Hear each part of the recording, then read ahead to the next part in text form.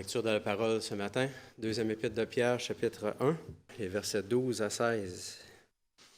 Voilà pourquoi je prendrai soin de toujours vous rappeler ces choses, bien que vous les connaissiez déjà et que vous soyez affermis dans la vérité présente. Oui, j'estime juste de vous tenir en éveil par mes rappels aussi longtemps que je suis dans cette tente, car je sais que je quitterai bientôt ce corps, comme notre Seigneur Jésus-Christ me l'a fait connaître. Mais je ferai en sorte qu'après mon départ, vous puissiez en toute occasion vous souvenir de ces enseignements. En effet, ce n'est pas en suivant des fables habilement conçues que nous vous avons fait connaître la puissante venue de notre Seigneur Jésus-Christ, mais c'est après avoir vu sa majesté de nos propres yeux. Que Dieu bénisse la lecture de sa parole. On va s'asseoir pour le dernier chant de préparation, le chant 326, « Adam donne à mon âme ».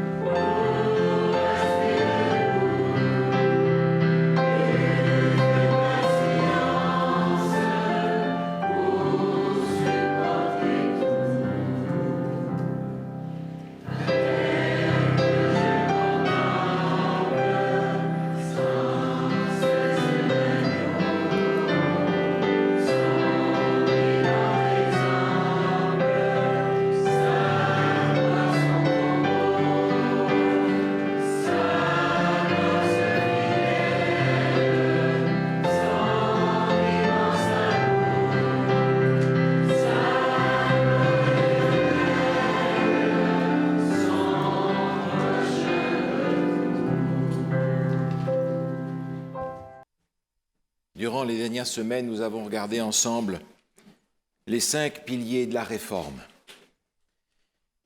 L'Écriture seule, la grâce seule, Christ seul, la foi seule, la gloire de Dieu seul. 5 piliers importants. Mais cependant, nous avons parlé de ces choses parce qu'il y a 500 ans, Martin Luther, par son action d'avoir placé ses 95 thèses sur la porte de l'Église, a déclenché une nouvelle phase dans la réforme. Et cette année, il y a eu beaucoup de célébrations pour fêter ce 500e anniversaire. Et quand on écoute les discours qui sont faits, on a nettement l'impression qu'il s'agit davantage de l'enterrement de la réforme que de son anniversaire. Plusieurs disent « la protestation est finie, la réforme est terminée ». Les réformateurs, dans leur temps, ont accompli une tâche absolument colossale. Ils ont remis à jour des vérités bibliques qui étaient ensevelies sous des siècles de pratiques, de traditions. Et aujourd'hui, nous qui sommes l'héritier de la réforme aussi, nous avons de quoi être fiers peut-être, mais en tout cas extrêmement reconnaissants de ce que les réformateurs ont fait par cette réforme. Parce qu'ils ont remis à jour des enseignements bibliques qui étaient complètement occultés depuis longtemps. Et ils ont remis l'essentiel pour commencer. C'est-à-dire qu'ils se sont attaqués à ce qui était la pierre centrale de tout l'édifice du christianisme, savoir comment on est sauvé. Et ils ont proclamé haut et fort, au péril de leur vie, que nous sommes sauvés par la foi en Jésus-Christ, grâce à ce que Jésus a fait, grâce à cette grâce que Jésus nous offre, mais pas par l'Église ou par un homme. Sauvés par Jésus et par Jésus seul. Et figurez-vous que la plupart d'entre eux ont payé cette prédication de leur vie. Ils ont crié haut et fort que s'il y a une source où nous devons aller chercher l'inspiration et la vérité, c'est dans les Écritures et les Écritures seules. Et les Écritures seules, on les a brûlées. Et on les a brûlées avec. Nous avons donc reçu un héritage qui n'a pas de prix, un héritage exceptionnel, colossal, énorme du travail que ces réformateurs ont accompli en remettant au centre de notre christianisme ce qui est véritablement le pilier central, le salut par la foi en Jésus-Christ. Ils ont abordé bien d'autres sujets aussi, mais ces sujets-là n'ont pas marqué vraiment leur époque. En réalité, cette réforme devait continuer et leurs enfants, les enfants de la réforme, auraient eu la tâche de continuer la réforme, c'est-à-dire d'étendre à tous les éléments de l'enseignement biblique cette remise à jour pour le christianisme de leur temps. La réforme, cependant, doit continuer. On a l'impression que les héritiers de la réforme ont reçu ce cadeau comme un héritage exceptionnel qu'il fallait garder, mais pas nécessairement développer. Alors on entend aujourd'hui des gens dire que la réforme est achevée, que la protestation est terminée. Mais la protestation n'est pas terminée, la réforme n'est pas achevée. Et il y a de nombreuses raisons pour cela. C'est que la réforme doit continuer. La réforme doit continuer parce que ceux-là même qui prêchent encore aujourd'hui le salut par la foi en Jésus n'en observent toujours pas le signe biblique. Le signe biblique du repos que nous avons parce que nous avons reçu Jésus comme notre sauveur. Pas par les œuvres, mais par ce que lui a fait pour nous. La Bible a un signe pour cela. Et je ne parle pas d'une petite institution obscure au fond de l'Ancien Testament relatif à un sacrifice méconnu au fond du livre du Lévitique. Non, non, non. Je parle d'un des 10 commandements, le 4e, qui nous demande l'observation du jour du sabbat, le 7e jour, le jour du repos en Jésus-Christ. La réforme doit continuer. La réforme doit continuer parce que l'on pense que Jésus a tout accompli sur la terre et qu'il est maintenant à la retraite au ciel. On a occulté le ministère de Jésus dans le sanctuaire céleste. Mais ce que Jésus fait actuellement dans le sanctuaire céleste est tout aussi important que ce qu'il a fait sur la terre. Jésus en tant que juge, et le jugement est essentiel. Le jugement est essentiel pour réhabiliter Dieu dans l'univers. La réforme doit continuer. La réforme doit continuer parce que la vaste majorité des chrétiens aujourd'hui croient encore à l'immortalité de l'âme. La réforme doit continuer parce que trop de chrétiens pensent que la grâce a remplacé la loi. Or, la loi de Dieu, c'est l'expression de son caractère. Cette loi de Dieu sera le modèle à suivre pendant l'éternité. Il est le modèle à suivre maintenant déjà. La réforme doit continuer. La réforme doit continuer parce que le sens du don de prophétie a complètement été retourné au point où aujourd'hui on fait des absurdités au nom du Saint-Esprit. La réforme doit continuer parce que aujourd'hui encore, quand on ouvre les prophéties bibliques, on considère qu'elles concernent le temps passé ou le temps à venir, mais que les prophéties ne nous concernent finalement pas beaucoup aujourd'hui. La réforme doit continuer parce qu'on a oublié que Jésus revient bientôt.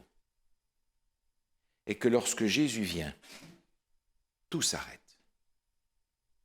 Et puisqu'on a oublié que Jésus revient bientôt, on ne s'y prépare pas.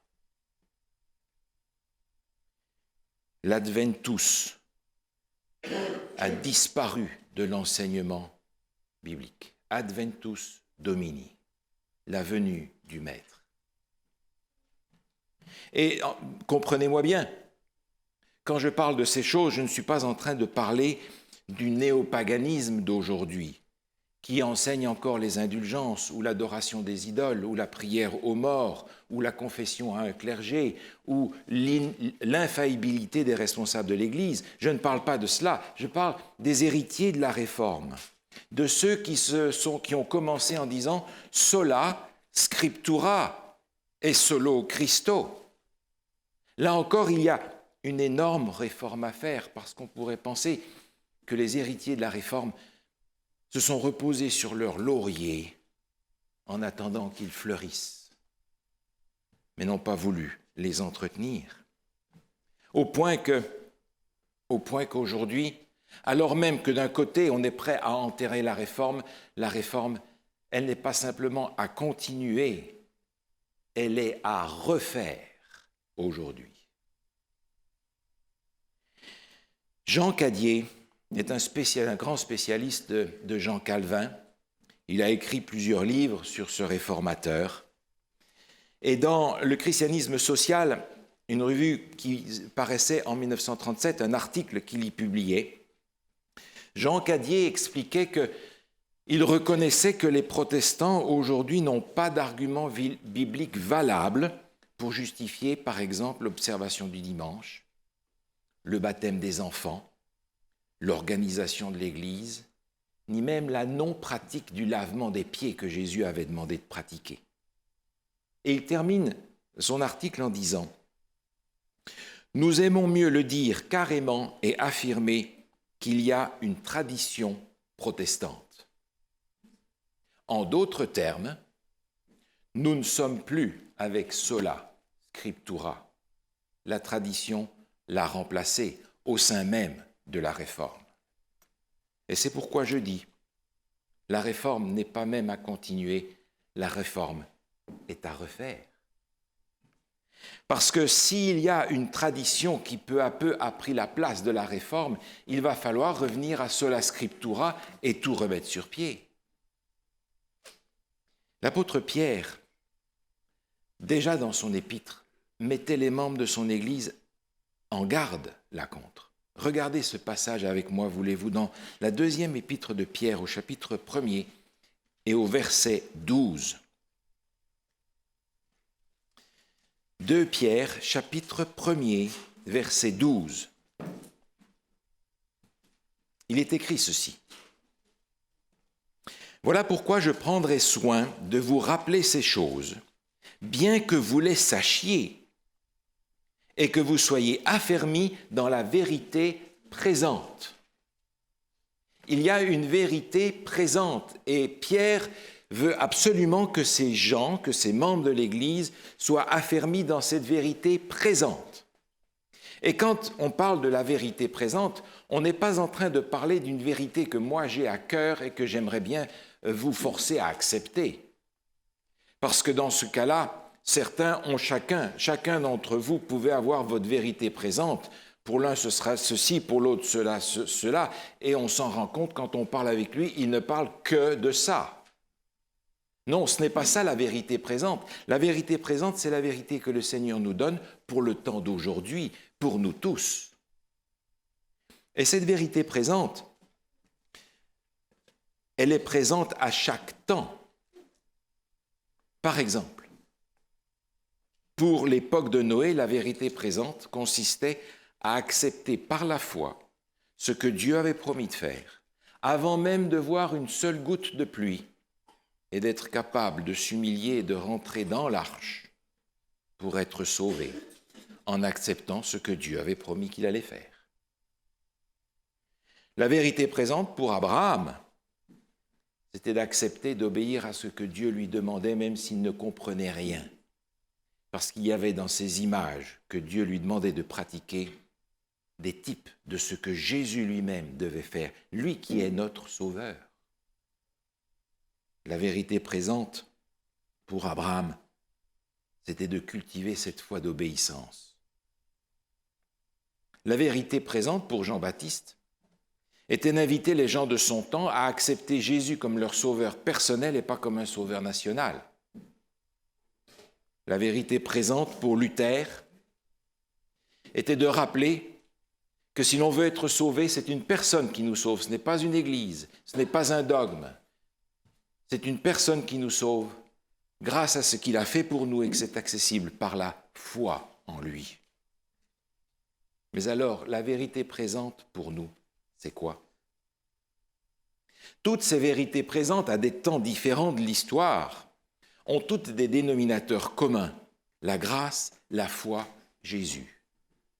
Et elles font toutes partie d'un ensemble qui est l'évangile éternel.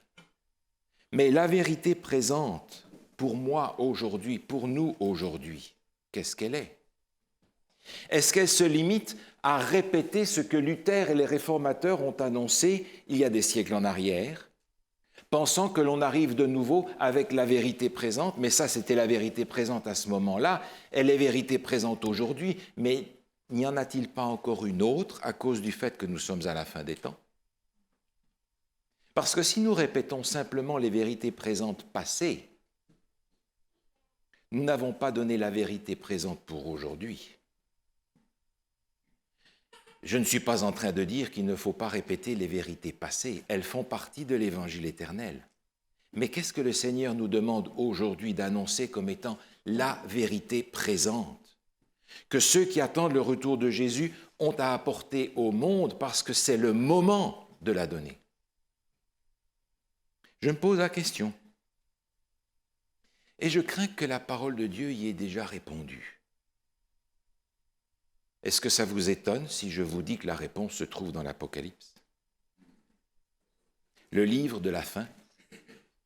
Regardez à nouveau ce texte d'Apocalypse que vous connaissez bien, au chapitre 14.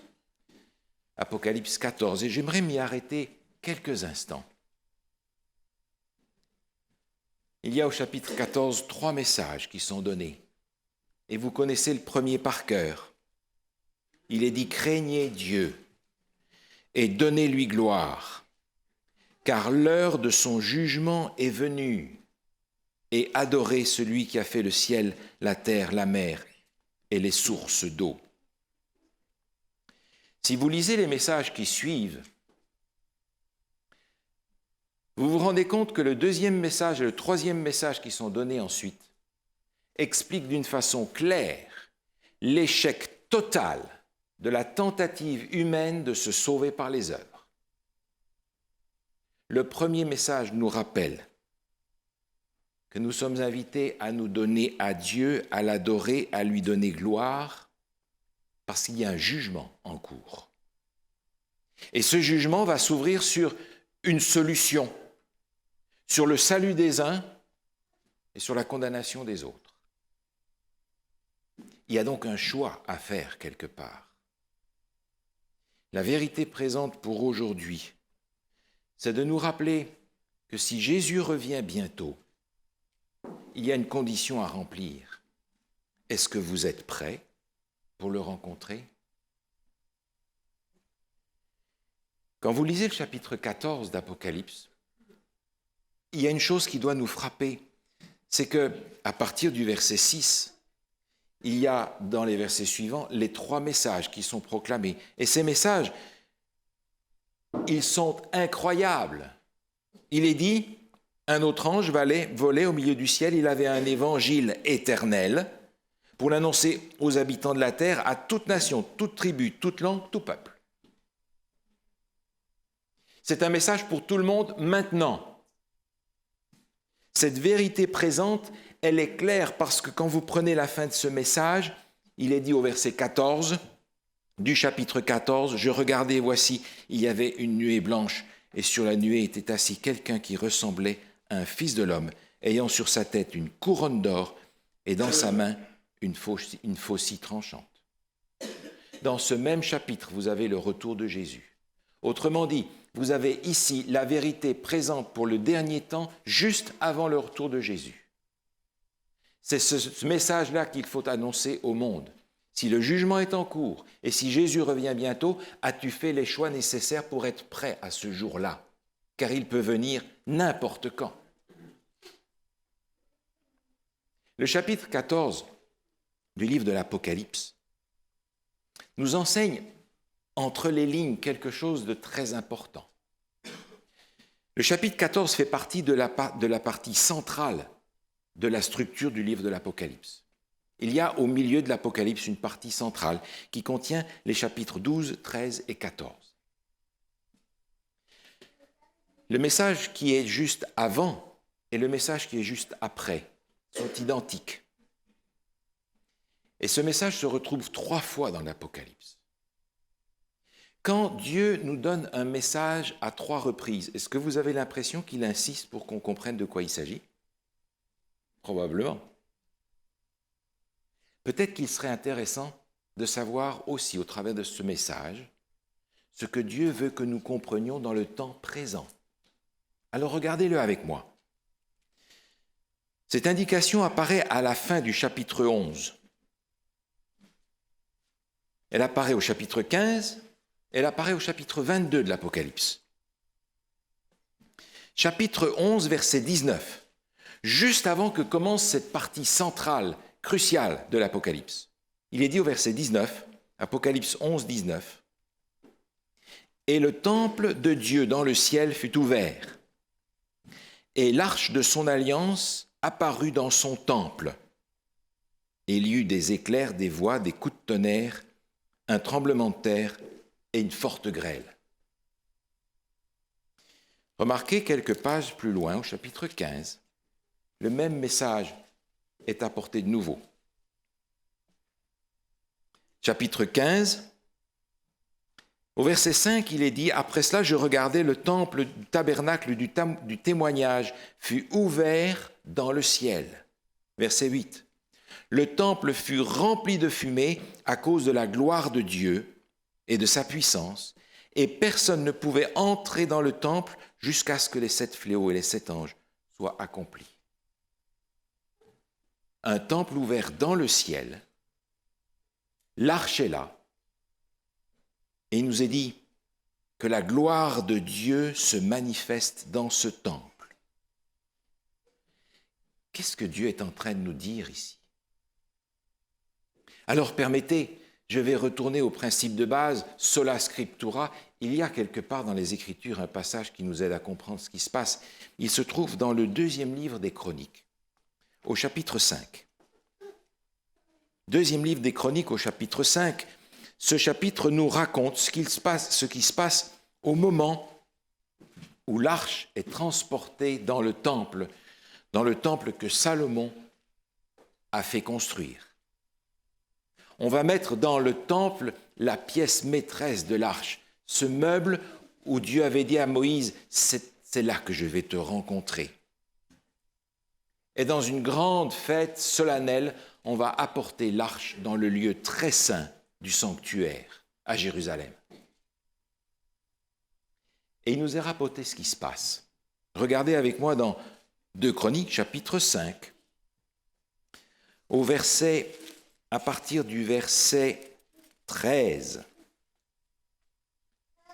2 Chroniques, chapitre 5, verset 13. Il est dit, « Et lorsque ceux qui sonnaient des trompettes et ceux qui chantaient, s'unissant d'un même accord pour célébrer et pour louer l'Éternel, firent retentir les trompettes, les cymbales et les autres instruments, et célébrèrent l'Éternel par ces paroles, car il est bon et sa miséricorde dure à toujours.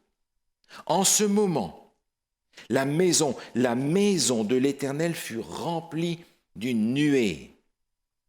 Les sacrificateurs ne purent pas y rester pour faire le service à cause de la nuée, car la gloire de l'Éternel remplissait la maison de Dieu. Lorsque l'arche est arrivée, la gloire de Dieu s'est manifestée dans le lieu très saint et dans le sanctuaire, et les sacrificateurs sont sortis en courant parce que la gloire de Dieu s'était manifestée. Et le texte nous dit, ils ne purent y rester pour faire le service. Voilà la clé qui nous permet de comprendre ce qui se passe dans l'Apocalypse. Quand dans le ciel, la gloire de Dieu se manifeste là dans ce lieu très saint, le sacrifice et le service d'intercession s'arrêtent. Mais si l'intercession s'arrête dans le ciel, qu'est-ce que ça veut dire? Lorsque l'intercession s'arrête dans le ciel, ça veut dire que le sort de chaque être humain est définitivement réglé. Ça veut dire que le temps de la grâce est achevé. Ça veut dire que Jésus est près d'arriver. Il y a un temps où la grâce s'arrête. Pensez à l'histoire de Noé. Noé a interpellé ses contemporains pendant 120 ans. Ils ont peut-être même collaboré à la construction de l'arche qui devait les sauver. Mais quand il a fallu y entrer, ils ont dit « on n'a jamais vu de pluie ». Et Noé est rentré seul avec sa famille. Et Dieu en a fermé la porte. Pendant 7 jours, la porte était fermée et n'est pas tombée une goutte de pluie. Le temps de la grâce était terminé pour ces contemporains-là. Plus personne n'est rentré, la porte était fermée et la pluie est venue. La porte de la grâce aussi va se fermer juste avant que Jésus revienne. On a le même message au chapitre 22 où il nous est dit que celui qui est juste se justifie encore, que celui qui pêche continue à pécher. Les jeux sont faits. Et parce que les jeux sont faits, parce que le sort de chacun est définitivement réglé en fonction de ses choix, alors Jésus peut enfin revenir. La vérité présente pour aujourd'hui contient non seulement celle que Dieu a inspirée aux réformateurs du passé, elle contient ce qu'elle inspire aux réformateurs d'aujourd'hui. Jésus revient bientôt. Mais est-ce que le monde d'aujourd'hui, est-ce que l'Église, est-ce que je suis prêt pour cet événement-là? Parce qu'il y a un moment où cette porte de la grâce va se fermer. Elle ne se fermera pas sur moi si j'ai choisi Jésus comme mon sauveur personnel. Mais cette porte de la grâce va se fermer pour que Jésus puisse revenir. Cette vérité présente a besoin de retentir dans le monde d'aujourd'hui. Mais cette vérité présente a besoin de retentir dans l'Église d'aujourd'hui. La réforme de l'enseignement biblique, la réforme de la théologie, c'est une chose. Mais vous savez très bien comme moi que la réforme de notre vie et de notre caractère, c'est une autre affaire. Et j'aimerais vous suggérer aujourd'hui que la plus grande des réformes qui doit être faite avant le retour de Jésus, c'est précisément celle-là, celle de ma vie, celle de mon caractère. C'est la réforme la plus importante à accomplir. Permettez que je vous lise 2 ou 3 paragraphes qui sont issus du livre Maranatha. Ils m'ont inspiré, ils m'ont secoué, et j'aimerais les partager avec vous aujourd'hui. Il est nécessaire de s'examiner de très près et de se demander, à la lumière de la parole de Dieu, mon cœur est-il saint ou corrompu? Ai-je été renouvelé en Christ, ou bien est-ce que je dissimule un cœur charnel sous un habit neuf? Approchez-vous du tribunal de Dieu et voyez s'il subsiste en vous quelque péché secret, quelque iniquité ou idole que vous n'avez pas encore abandonné.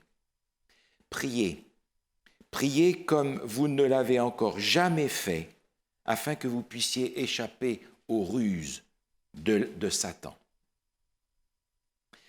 Je ne sais pas si vous avez remarqué dans votre vie, je l'ai remarqué dans la mienne.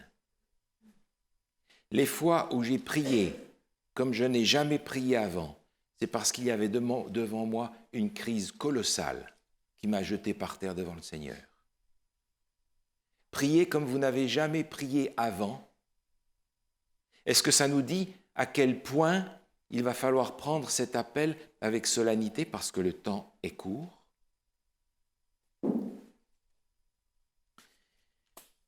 Nous ne devons pas nous reposer sur l'idée que parce que nous sommes membres de l'Église, nous sommes sauvés, alors que notre vie ne montre pas de conformité avec le Christ. mais que nous persistons dans nos anciennes habitudes et que nous tissons notre vie avec les idées et les habitudes du monde. Nous sommes représentés soit par les vierges sages, soit par les vierges folles de la parabole de Jésus. Beaucoup ne restent pas aux pieds de Jésus pour apprendre de lui. Ils ne connaissent pas ses voies. Ils ne sont pas prêts pour sa venue qu'ils n'attendent pas vraiment. Ils ont entendu la vérité et l'ont acceptée, mais ils ne l'ont jamais introduite dans leur vie pratique. Une dernière phrase. La venue de Jésus aura lieu, pour ainsi dire, à minuit, lorsque tout le monde dormira. Il est nécessaire que tous soient en règle avant le coucher du soleil. La réforme doit continuer. Elle ne doit pas seulement continuer, elle doit se reprendre, elle doit recommencer, parce que le jour où la réforme s'arrête, c'est que nous sommes tombés. La plus grande réforme qui doit se faire, c'est celle de ma vie. Elle dépasse largement ce que l'on peut enseigner, les points et les virgules sur lesquels on veut discuter. Cette réforme de ma vie, elle se fera par la grâce seule. Seulement parce que Jésus a fait pour moi. Je la recevrai par la foi pour que ma vie donne gloire à Dieu en réponse à la vérité présente. Cette vérité présente, elle doit être l'origine de la réforme à l'intérieur de ma vie, pour que je puisse finalement, au bout du compte, dire la même chose que Paul et pouvoir le dire de tout mon cœur. J'ai combattu le bon combat, j'ai achevé la course, j'ai gardé la foi. Désormais, la couronne de justice m'est réservée. Le Seigneur, le juste juge, me la donnera en ce jour-là, et non seulement à moi, mais à tous ceux qui auront aimé son avènement. Amen.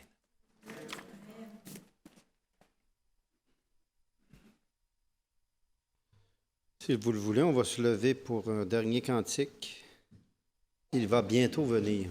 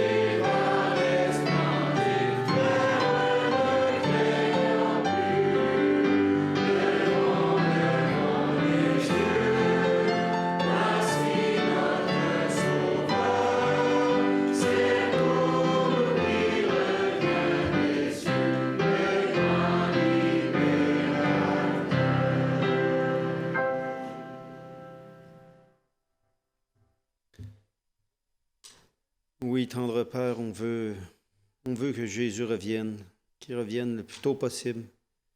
Merci de nous avoir tout dit à l'avance, comme à des amis, pour qu'on puisse se préparer à votre proche retour.